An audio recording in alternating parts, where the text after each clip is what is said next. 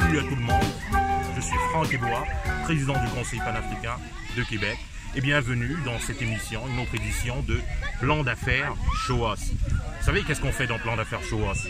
Dans Plan d'affaires Show Us, on va à la rencontre des entrepreneurs de nos communautés qui font des choses extraordinaires. Et aujourd'hui, c'est le cas de le dire. On va parler d'une personne qui fait des choses extraordinaires. Et vous vous rappelez, peu importe les secteurs d'activité, que ce soit des secteurs à but lucratif, des secteurs à but non lucratif, et puis disons-nous toujours, même quand on est dans des secteurs à but non lucratif, vous vous rappelez, si vous allez chercher tous les trésors qui se cachent en dessous, ce qui vient compléter justement cet idéal de société qu'on veut faire, ben, attendez, on va déjà découvrir ce qui se cache en arrière de cette entreprise sociale. Alors, on a le plaisir de discuter avec une éducatrice spécialisée, c'est bien ça? Une enseignante spécialisée, une enseignante de classe d'accueil. Oui. Voilà. Nous, on a entendu dire, et vous savez, c'est grâce à Ludovic, il est quelque part. Vous connaissez Ludovic, très engagé dans la communauté, très grandé dans la communauté. Voilà, là, il est quelque part là-bas. Voilà, oui, il est là, Ludovic. Donc, non, nous sommes, vous vous rappelez, la communauté, on est du monde très engagé. Donc, quand on entend parler de choses qui font du bien, qui nous amènent déjà à découvrir un engagement social, mais on veut savoir ce qui se passe.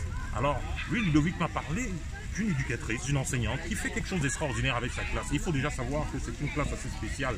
Donc, ce qu'elle fait, elle va nous le dire. Et vous allez voir pourquoi on a voulu prendre le temps de discuter avec elle. Merci beaucoup. Merci beaucoup.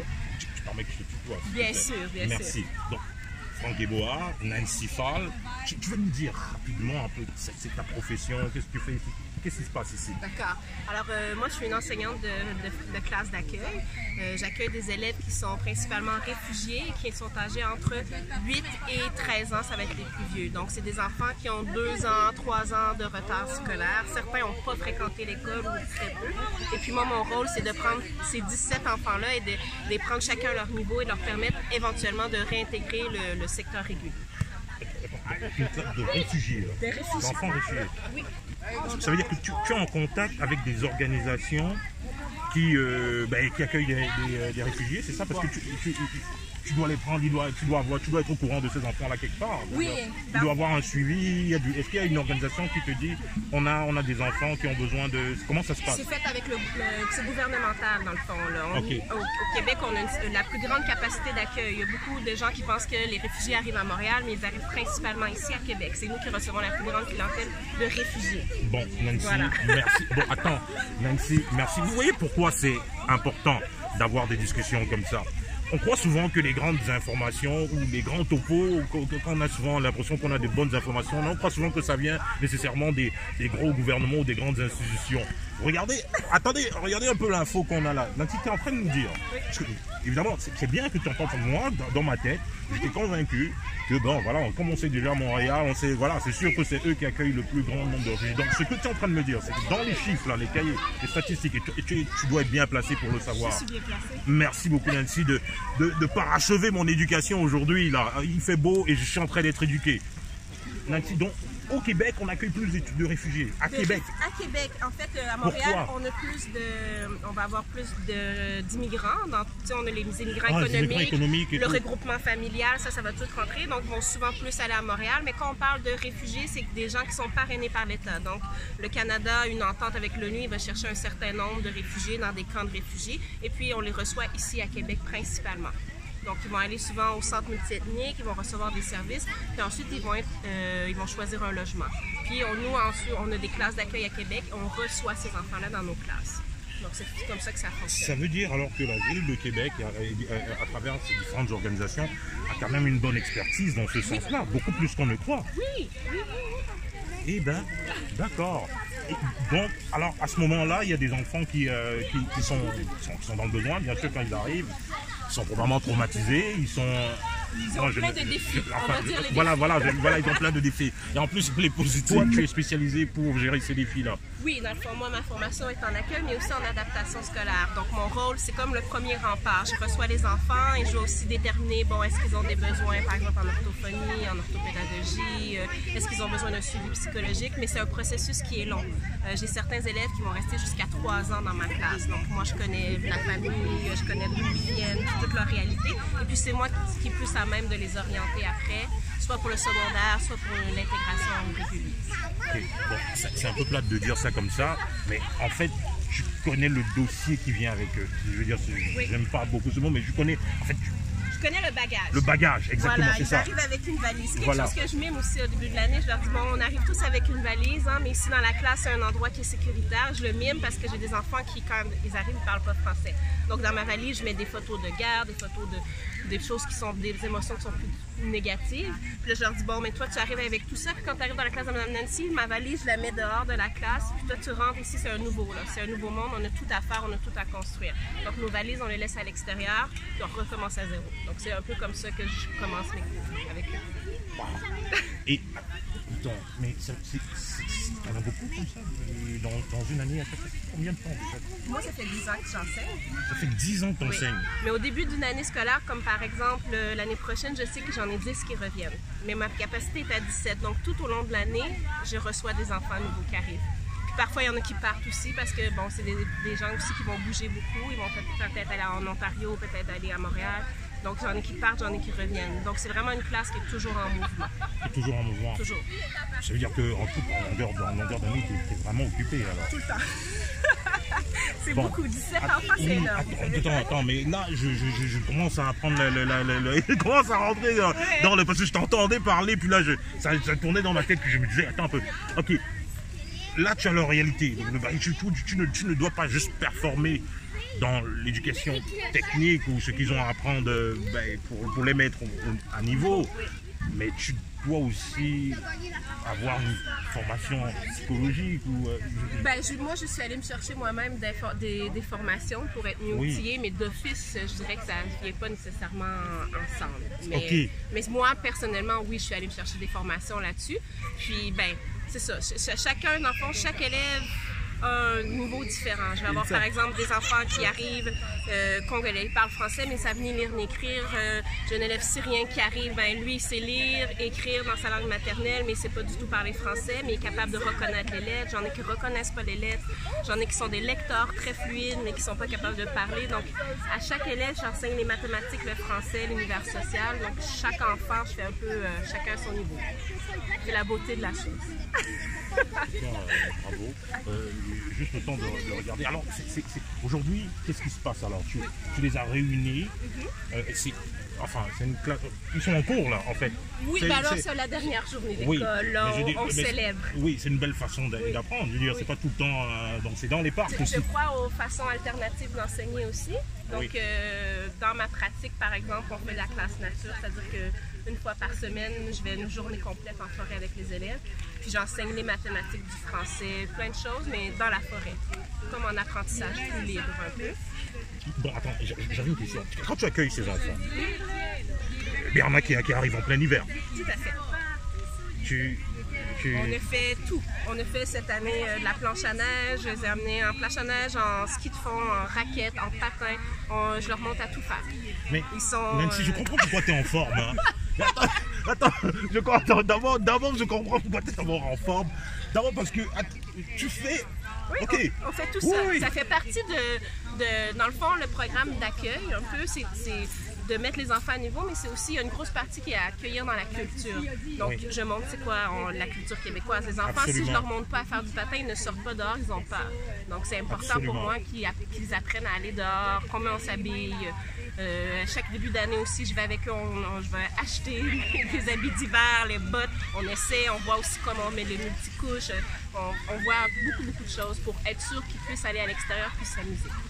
Et tu disais que c'est la dernière classe aujourd'hui? Oui, c'est fini. Donc après, c'est les vacances. C'est les vacances pour moi, les enfants ne veulent pas, ils vont oui, bien sûr, à l'école. C'est mérité pour toi, parce que là, tu te reposes. Et eux, ils font quoi dans ce temps-là? Un coup qu'ils repartent dans leur famille, parce qu'il y en a qui sont en processus d'intégration, d'immigration. Oui, mais en fait, c'est un processus qui suit le cours du processus.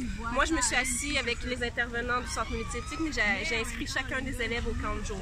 OK. Oui. OK, tu fais ça aussi? Aussi, ça fait partie des choses que je veux qui arrivent dans leur vie, parce que je veux qu'ils conservent le français. C'est surtout s'ils restent à la maison, souvent ils vont rester dans leur langue, c'est correct aussi. Je veux pas qu'à la maison on parle le français, c'est ce que je dis aux parents. C'est important que la langue maternelle soit très forte pour apprendre une deuxième langue. C'est important que vous compreniez ça. La langue maternelle est très, très importante pour les enfants. Il ne faut pas qu'ils perdent ça.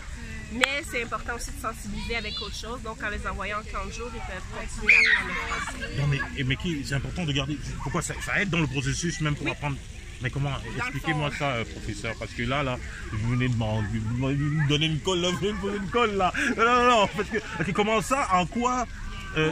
parler, en quoi essayer de continuer de parler ma langue vernaculaire à la maison et bien de permettre de m'apprendre la langue française. D'abord, tout ce qui est la sécurité, le sentiment, la culture, c'est important de garder ça, mais aussi parce que quand on apprend une deuxième langue, on s'appuie sur la première langue. Donc, si notre première langue, elle est pas stable, si on a des trous, par exemple en grammaire, etc., on va transférer ces problématiques-là aussi en français.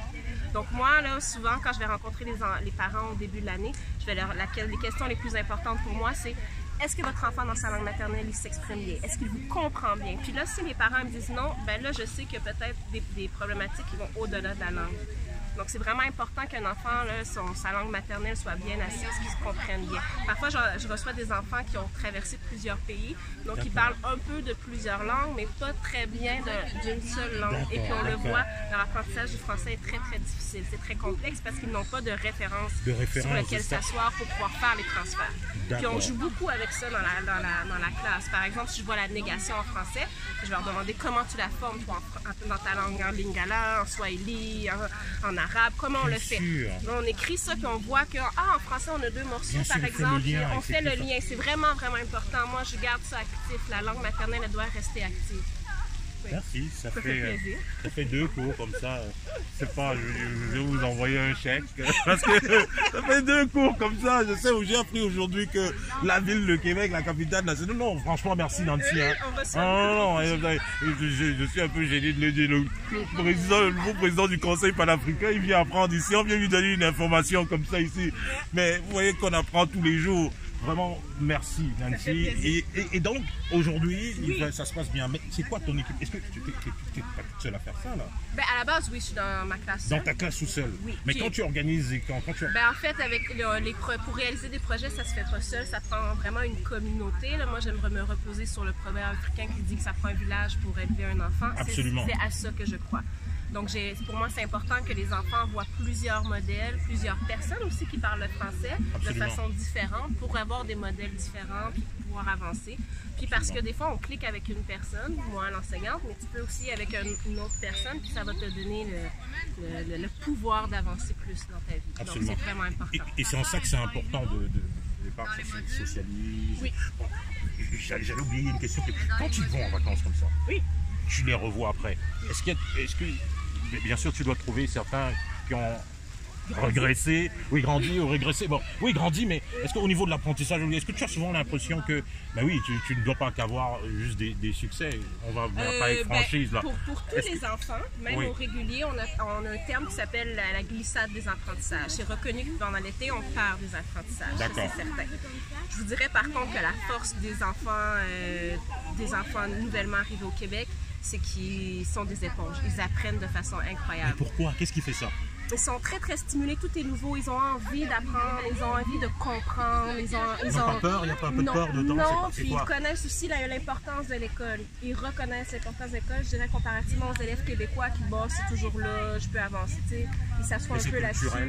Oui, c'est culturel. Je pense que cette reconnaissance-là de l'école, je le vois aussi avec les parents, c'est très important. Donc, les enfants savent que c'est quelque chose qui va leur permettre d'aller plus loin. Puis moi, je mets beaucoup l'accent aussi là-dessus dans la classe, en faisant venir des gens, je leur demande quel est votre parcours, on discute avec eux, les enfants se rendent compte, ok, je peux arriver à ça, mais il faut que je travaille. Oui, bon, tu amènes un point important. Quand tu dis, j'aime l'école, et ça c'est clair, on a souvent remarqué ça, les enfants d'immigrants, est-ce peut-être parce qu'on vient d'une culture où bon, il fallait déjà se dépasser. On nous a mis dans la tête que il faut réussir, tu seras docteur, tu seras médecin, tu seras... Oui, bon, ils arrivent avec ça. Bon, voilà, mais maintenant, je vais te demander, est-ce que ça ne constitue pas un frein dans certains métiers? Je veux vraiment t'amener vers une discussion, et c'est bien qu'on en parle. Tu sais, il y a eu beaucoup ces problèmes ces derniers temps de discrimination. Il y a encore l'événement avec George Floyd qui est arrivé aux États-Unis, puis ça a marché ici. Déjà, rapidement, comment tu as pris ça en étant dans une classe étudiante? Comment toi tu vis ça dans la société? Est-ce que c'est en tant qu'enseignante, comment tu as trouvé cette période-là? C'est quelque chose auquel je suis sensibilisée depuis toujours. Je suis issue de l'immigration. Mon père est noir, ma mère est blanche. C'est la question qu'on me pose inévitablement. Tu viens d'où? Je suis du Québec. Non, mais tu viens d'où pour vrai? Moi, j'ai grandi avec ça. Mais c'est toujours d'essayer d'en faire quelque chose de positif, puis de montrer aussi les actions qu'on peut faire. Donc, il n'y a pas de sujets qui sont évités dans la classe. On va parler de George Floyd, on a parlé des marches pour les immigrants, on a parlé de plusieurs choses, puis c'est important qu'on l'aborde. C'est toujours dans la façon de l'aborder, puis c'est surtout aussi dans la façon de se trouver des solutions. Qu'est-ce que je vais faire pour que ça fonctionne mieux? Qu'est-ce que je vais faire pour que les choses avancent? Donc, aller vers l'autre, discuter, partager son vécu, ça fait partie des choses. Puis on l'a vu avec le projet pour lequel on est là, c'est ce qui est arrivé aussi. On a vu la différence. C'est très important parce que quand on a eu cette discussion, je vais te dire pourquoi je voulais qu'on ait cette conversation précisément. On a eu un direct avec le capitaine Vézina de la police où justement il y avait plusieurs questions en lien comment on va aborder ces changements culturels là, comment on va travailler ensemble justement pour arriver à bâtir cette société multiculturelle où on se respecte tous et où on sait qu'on est tous québécois. Il y avait donc ces questions là qui se posaient. Est-ce que les Noirs, les jeunes Noirs, les jeunes afro-descendants, ou même pas uniquement les Noirs, mais d'une autre communauté, d'autres migrants, pourquoi ils ne sont pas présents dans la police? Est-ce qu'il y a vraiment ce plafond de glace là, ce plafond de verre là qu'il y a là? Est-ce qu'ils ont vraiment... Non, on a discuté et puis on a parlé en toute franchise. Il m'a dit non, les gens ont vraiment... Il y a la possibilité pour tout le monde. D'ailleurs, il m'a même appris à ce moment-là qu'à la ville, il y a même un processus de discrimination qu'on appelle une discrimination positive pour amener les jeunes à le faire. Puis on est arrivé, ça nous a amené une discussion. Justement, cette discussion culturelle. Est-ce qu'ils ont un bon regard par rapport à ce qu'est la police? Et je te pose, toi, en tant qu'enseignant, parce que vous savez pourquoi on pose souvent des questions à de grands diplomates alors que les réponses, on les a... Bien sûr, parce que c'est ça. Comment ça, ils ne sont pas plus engagés dans le... On veut ça des enfants qui s'engagent justement plus dans la police. On a remarqué que probablement ils avaient un regard déjà assez... Oui, ils ont un regard parce qu'ils arrivent là, ils veulent médecins, ils veulent être avocats, mais des métiers comme la police n'est pas nécessairement trop valorisée. Il y a deux choses. D'abord, il y a la peur. Dans le sens que souvent, ils sont issus de milieux où la police, c'était pas quelque chose qui était sécuritaire pour eux. Ils vont me parler souvent de... ils sont dangereux, ils se promènent avec les fusils. Donc, ils ont vu plus la police sur un angle de répression. Exactement. Puis ça, on le travaille, par exemple, au début de l'année, quand je dis on va acheter des habits de neige, la police souvent qui vient, puis le syndicat policier, le syndicat des pompiers subventionne pour les enfants. Donc, ils les voient habillés en leurs habits. Je les fais venir aussi poser des questions. J'ai 3-4 enfants là, cette année qui veulent devenir policiers. Donc, ils ont cette envie-là. Donc, il y a cette chose-là. C'est très tôt que ça se fait. Et puis, il y a aussi la pression parentale, l'idéal parental. Parce que, bon, on ne va pas se le cacher, souvent les parents immigrants arrivent, ils disent « tu vas être docteur ou ingénieur ». Il y a que ces deux choses-là. C'est ça qu'on disait. On se parlait de ça avec le capitaine Vézina, puis on se disait qu'il y a aussi ce côté-là. Parce qu'on se pose des questions, quelquefois on se dit « mais pourquoi il n'y a pas plus de noirs ?» Il y a plusieurs explications. Bien sûr, il y a ce côté côté racial là qu'il faut mettre, de problèmes racistes, mais il y a aussi ce côté là qu'il faut prendre en considération et amener cette audace là très tôt aussi. Oui, et puis la capacité de se voir aussi, de pouvoir s'imaginer dedans, de se représenter. Exactement. J'ai quand je suis arrivée, je le raconte tout le temps, il y a 6 ans à Saint-Malo, j'ai une enfant qui est venue me voir, issue de l'immigration, qui me dit « Oh madame, on peut être enseignante et noire ». J'ai dit « Ben oui, ça se peut », mais elle n'avait jamais vu ça, donc pour elle, ça ne se pouvait pas. Elle t'a dit « On peut être enseignante et noire ». Elle ne savait pas. Donc c'est des choses, c'est pour ça aussi que je fais venir beaucoup de modèles immigrants dans la classe pour que les enfants posent des questions, pour qu'ils puissent s'identifier puis se dire « Ah, moi je veux je veux faire de la caméra comme M. Jefferson, moi je voudrais écrire des chansons comme Kenlo, moi j'ai fait venir des gens qui travaillent au gouvernement, dans des usines, peu importe, mais je veux juste élargir les horizons pour qu'ils soient capables de se représenter. Il manque de modèles. Il ne se voit pas beaucoup. Il se voit en tant que chanteur, en tant que rappeur. Bien sûr. Ce qu'il voit en tant que sportif, parce que voilà, c'est plus présent, mais pas nécessairement. Et puis ça amène justement à concevoir un peu plus ces modèles-là. Oui, exact. Ça, c'est notre projet l'année prochaine, mais c'est autre chose. Oui, non. Oui. Alors non, je veux être au courant là. Franchement, c'est un bon. Dès que le projet est vraiment mis sur pied, franchement, c'est des projets comme ça qui nous intéressent au Conseil panafricain. C'est de très beaux projets. Et puis on ne peut être que ravis. Franchement, même si je suis très content. Je suis très content d'avoir pris du temps parce que Ludovic m'a dit, écoute, dans tes histoires de plans d'affaires que tu fais souvent là pour présenter les entrepreneurs qui sont forts, exceptionnels là, moi je te garantis que tu n'as pas encore parlé à Nancy Fall. Fait que là j'ai dit, ok, je dis attention, moi mon émission c'est le top là. C'est le top. Donc j'arrive là, tu vois, je suis même gêné, tu m'apprends des choses. Ben là, ça me fait plaisir, je suis là pour ça, c'est mon travail. Okay. Oui, d'accord, voilà. Je veux dire, dans ma communauté aussi, dans ma communauté enseignante également, c'est un devoir que je me fais de représenter aussi les communautés culturelles, puis de montrer différentes facettes, de partager mes expériences quand on parle par exemple de racisme, pour éveiller les consciences. Parce que bon, c'est sûr qu'il y a des enseignants qui me disent « Ah, ben moi je savais pas que ça existait. » Alors je partage des expériences, je partage qu'est-ce qui se passe. Puis ça les éveille aussi, ils sont mieux d'intervenir avec les enfants. Donc il y a tout ça aussi qui est à faire. Nancy, bon, le projet aujourd'hui, le contexte aujourd'hui, explique-nous le contexte aujourd'hui, c'est quoi? Alors, c'est comme une célébration avec différents intervenants qui ont participé au projet Construire des ponts. Donc, Construire des ponts. Oui, c'était cette année, c'était un projet qui était interculturel, intergénérationnel. Interculturel, intergénérationnel. Oui. On s'est allié avec le service amical Basseville, qui est un organisme qui regroupe des aînés qui sont souvent plus isolés. Oui. Et puis on s'est comme jumelé avec les enfants. Oui. Puis on a fait des rencontres dans lesquelles on chantait ensemble, on lisait, on se racontait aussi nos parcours chacun. Puis on a fait plein d'activités avec vue, avec la bande vidéo, donc des activités qui étaient du domaine artistique plus.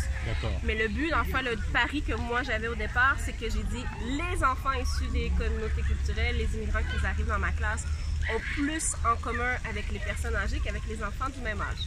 Parce que, par exemple, ils vont à l'église, ils reviennent de familles qui sont nombreuses, ils ont encore des rôles qui sont plus traditionnels, ils sont habitués de récupérer, de travailler la terre, travailler avec leurs mains. Donc, il y avait beaucoup de points qui se ressemblaient. Et puis, c'est ce qui est arrivé.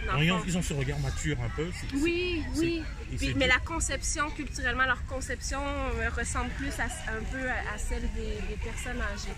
Donc, je voulais amener ce lien-là. Ce lien-là. Et parce que mes élèves aussi ont souvent grandi avec des personnes âgées dans leur entourage, dans leur famille. Ils n'ont plus ça ici. Ça leur manque. Donc, on allait chercher comme nos grands-parents, nos aînés québécois. C'est fort, parce que c'est vraiment fort ton enseignement. Parce qu'il y a ce côté culturel qu'on ne trouve plus nécessairement ici, parce que bon, ici on a des garderies, et même tu vois les maisons de personnes âgées, ça n'existe pas là-bas, ces personnes on en a parlé avec les enfants, et toi, c'est quoi, tu essaies de ramener, qu'est-ce que tu sais de faire, Mais en fait, je voulais briser les préjugés que pouvaient avoir des personnes plus âgées par rapport aux personnes immigrantes. Donc je me suis dit, ça passe par les enfants. Si on passe par les enfants, oui, on va être capable d'aller les atteindre, d'aller les toucher. Puis je ne veux pas être dans le discours de la différence. Souvent, on va axer sur des projets avec les personnes migrantes, sur raconte-moi dans ton pays, les différences, qu'est-ce qui est différent, etc. C'est pas ça le but. Le but, c'est de trouver qu'est-ce qui nous ressemble. Qu'est-ce qu'on aime ensemble. Donc, on a fait beaucoup d'activités sur c'est quoi ton fruit préféré, ton légume, puis on amenait des discussions. Puis au travers de ça, ils se parlaient de leur vécu. Et puis là, c'est là qu'ils ont dit, mais ils sont comme nous. Autant les personnes âgées québécoises ont dit, mais ils nous ressemblent, ces enfants. Puis autant les enfants ont dit, mais les personnes âgées, dans le fond, ils sont comme nous, là, ils nous ressemblent aussi. Donc, c'est beau parce que j'ai des enfants qui m'ont dit, j'ai appris que même si on n'a pas le même âge, on peut avoir les mêmes intérêts, on peut être des amis. Ils ont vraiment tissé un peu de rencontres, des liens vraiment forts, vraiment. Et moi, je pense que c'est bien aussi pour la société québécoise aussi. C'est-à-dire ce mélange, ce qu'on voit de ce côté quand je veux dire qui vient d'ailleurs, qu'on peut dire, ça nous enrichit aussi ici, dans la société québécoise. Cette façon de faire, ce rapport avec les aînés, et je présume que dans ta classe, bien sûr, il y a des enfants qui arrivent aussi. Enfin, quand je vois ces activités que tu fais, il y a ce mélange-là que tu fais avec des enfants qui sont ici, des familles qui sont ici. Donc c'est ça qui permet aussi de voir tout ça. Donc ce mélange-là instruit autant les... moi je pense que ça instruit autant les réfugiés que les jeunes qui sont en contact avec eux. Oui, tout à fait. Puis je dirais même, je pense que au vu de là, on est à la fin de l'expérience, les lettres que j'ai reçues des personnes âgées, les témoignages, me font voir que ce projet-là a eu un impact encore plus grand sur les personnes âgées québécoises que sur mes élèves. Bien sûr, ça doit. Vraiment, ils nous ont écrit des témoignages vraiment pleins d'amour sur le changement que ça avait fait dans leur vie, sur l'importance que ces enfants-là ont eu. J'ai une personne âgée, un monsieur de 95 ans qui n'a plus personne dans sa vie, lui. Il nous a donné toutes ces photos en disant « vous êtes comme mes enfants ». Ça a vraiment donné lieu à des moments très touchants avec les enfants. Ah oui, vraiment. Construire des ponts. Construire des ponts. Puis au bout de ça, on a choisi une chanson parce qu'on voyait aussi le Québec de 1920 à 2020 à travers la chanson québécoise. Puis on choisissait des nouvelles chansons. Puis M. Ludovic nous jazzait ça avec des rythmes le plus oriental ou africain. Donc on transformait tout ça, on y mettait notre touche de couleur. Puis on a choisi la chanson Toujours vivant de Jerry Boulet. Puis on en a fait un reggae. Puis là, on a un super vidéoclip qui s'en vient avec Jefferson sur ça. Oh! C'est de la bombe. Non mais attends, en plus, Jefferson qui va s'occuper de la vidéo. Oui, c'est très beau. Ça va être... c'est la mort. Attends, monsieur, attendez, je vous dis, hein, c'est lui là, Jefferson. C'est lui la machine. Donc, tu vas nous faire ça comme il faut. Comme il faut. Ils ont tout donné en plus. Ils ont mis l'énergie là. J'ai tout ce qu'il me faut là pour un bon truc là. Non, on a bien... Franchement, bravo.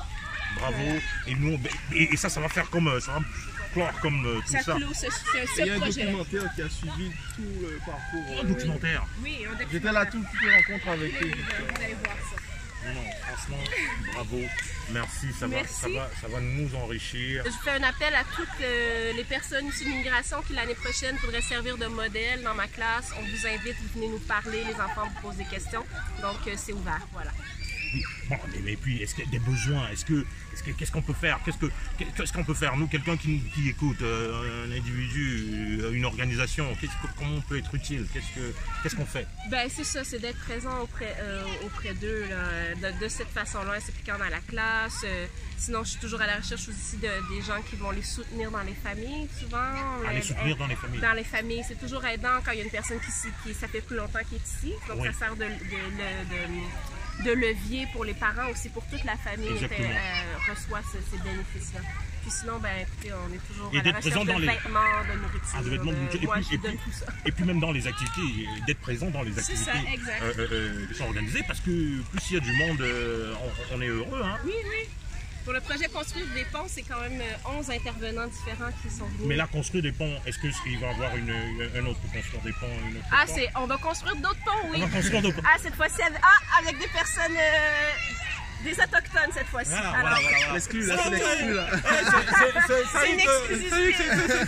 C'est-à-dire que, vous savez, l'affection, l'amour qu'on a pour le monde tient d'abord de la créativité. Moi, je dis souvent ça. Même le rapport qu'on a avec les gens, le rapport qu'on a avec nos familles, qu'on a avec les gens, nos amis. Il faut être créatif. Il faut être extrêmement créatif. Et puis, merci Nancy, vous êtes extrêmement créative. Merci beaucoup.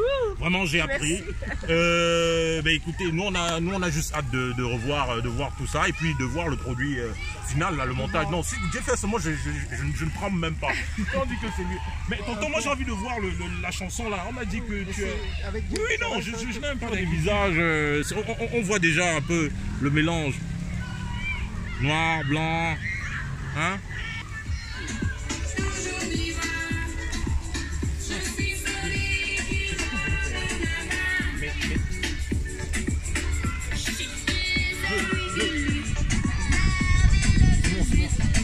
Ça s'entend quand...